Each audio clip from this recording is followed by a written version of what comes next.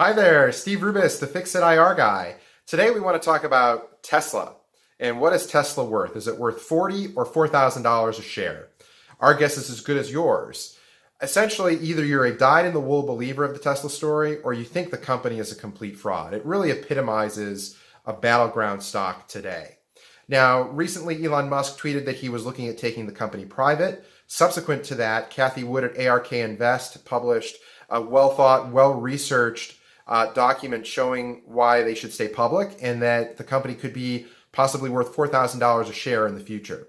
So the problem is, I think Tesla will never be worth $4,000 a share in its current form. The natural question is, why? Well, the reason is that they fail at investor relations. When a company goes public, they need to be more than just smart and innovative. When the executive personality begins to overshadow the personality of the underlying business, credibility and engagement and stability goes out the window. And these situations really call for a strong IRO who can build the necessary investor materials to communicate the story in a clear and confident way to drive meaningful engagement with investors. So let's dive into Tesla and see what's going on here. So one of the first issues is Tesla really suffers from the Ferris Bueller problem of investor relations. Their investor website and investor program doesn't necessarily reflect the stature or market cap of the company to someone who's not familiar with the story.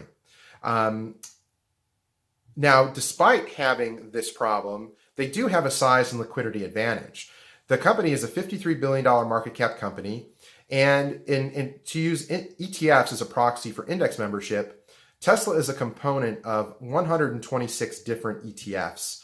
Of those 126 ETFs, it's a top 15 holding in 17 of those. So clearly, despite the volatility of the executive personality, there's a lot of liquidity and size here for an advantage. So the problem is that the quickest way to destroy that awareness and engagement credibility advantage is to lose all credibility.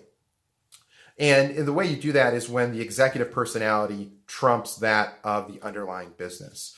So from my personal experience, both on the sell side and in investor relations, there are two takeaways when the executive personality overshadows the corporate personality. And these takeaways hold true whether you're a public or private company.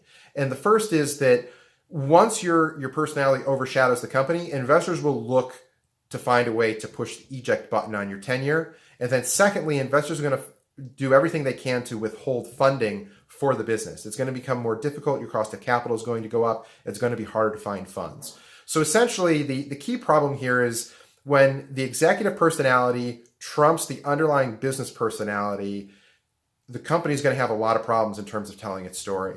In this situation, you need to find an IR person who can build the necessary materials, evangelize the story, and help investors cut through the clutter and engage with the company on their terms. We'd love to talk to you about investor relations. Give us an email at rubis@raficchioir.com. Thank you.